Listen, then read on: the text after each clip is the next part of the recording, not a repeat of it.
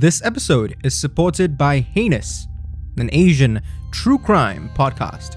Heinous is a revived look at the most heinous crimes that happened across Asia. Every Tuesday, join host Yeo Guang Jin as he digs into the key events of the crime, how the criminals grappled with their emotions, and the human circumstances that led to their heinous actions. To stay up to date on the podcast, you can join your fellow Heinous fans and interact with the team at or through their socials at Heinous_OneUpMedia on Instagram and TikTok. Ghost Maps, Entry 66, Kew Drive, Singapore. My name's Jon. I know the collector through a couple of friends. We've only met once or twice, but I guess that was enough for him to trust me to fill in for him. Today, I'm speaking with Amir, my financial consultant. Amir was already at the coffee place along Keong Saik Road when I get there.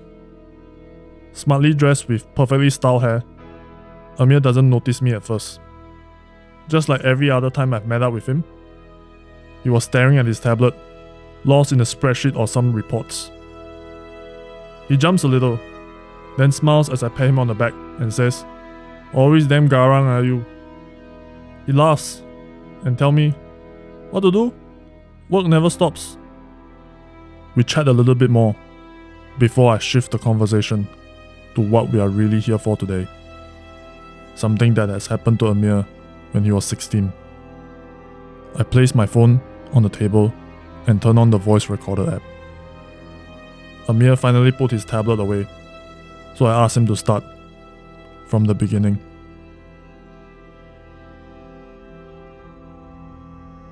When Amir was in secondary school, he was always helping out his friends with their math homework, even friends from other schools.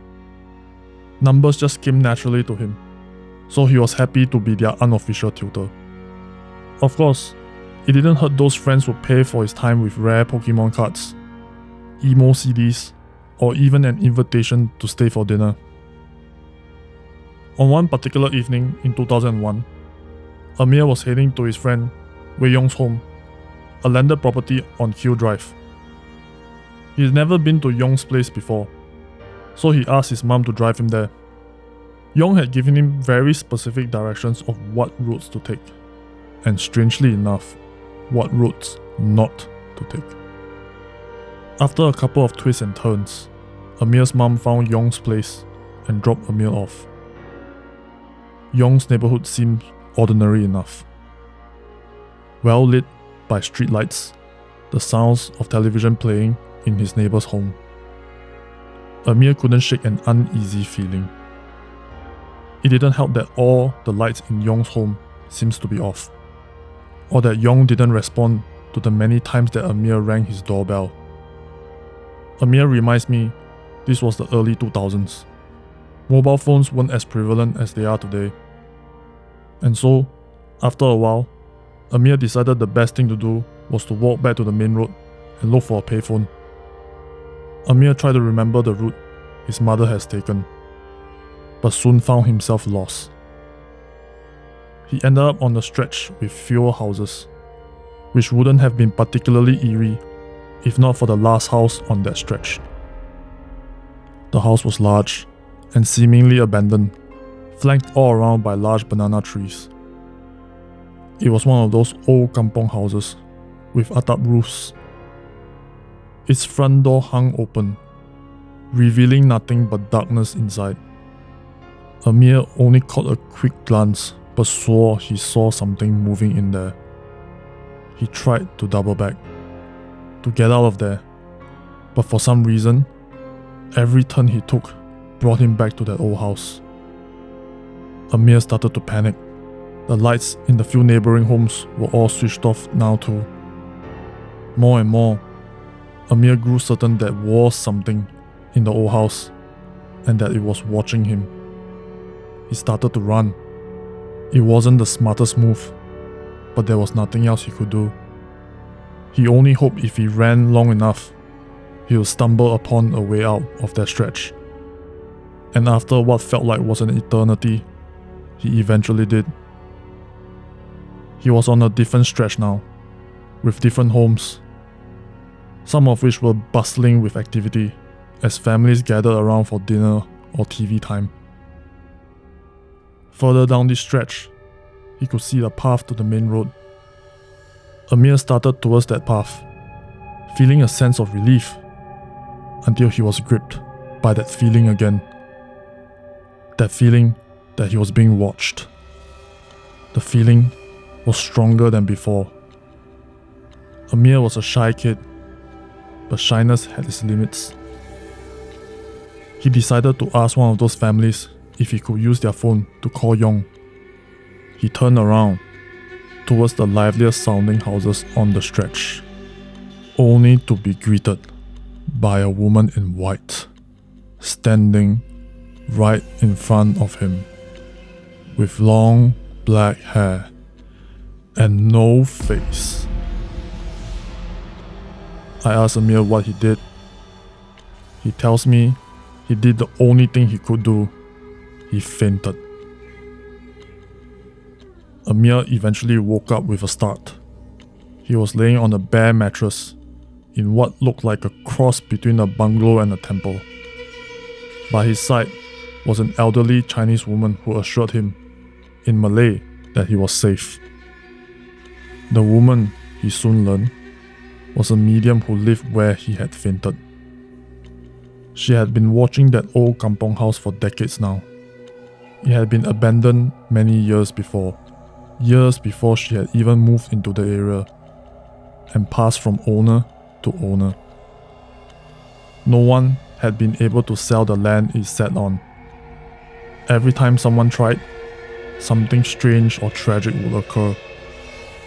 So, the house was just left there to rot, a dark spot in an otherwise friendly neighborhood.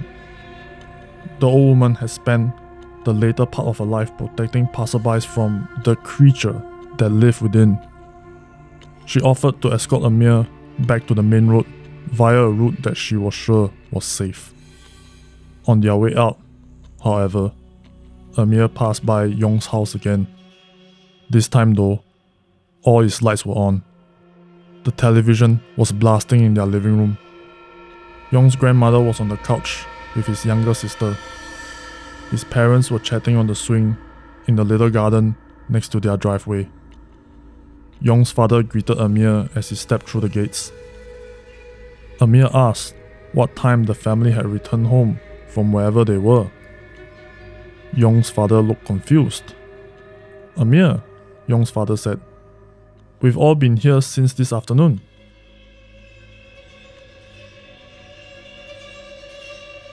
Amir tells me that Yong apologized to him the following week at school, but Amir said that it wasn't his fault.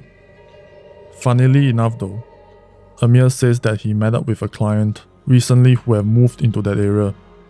The client had invited Amir over for dinner. Amir, of course, very politely declined, but asked if he had seen an old lady patrolling around the neighborhood. Shocked, the client asked Amir how he knew about the Kepo auntie. Amir just smiled and asked the client if he could pass a message to her. "Tell her," he said, "that the boy who fainted just wants to say terima kasih again." This episode of Ghost Maps was guest narrated by me, Jon Wang from the LongKangKitties. If you want to discover more of Southeast Asia's other side, subscribe now and follow us on social media. You can also be one of our supporters on Patreon. Look for We Are HANTU or click the links in the description. Ghost Maps is a HANTU production, created by Kyle Ong and Wayne Ray, with art direction by Jolene Lim, and recorded on Audio-Technica mics.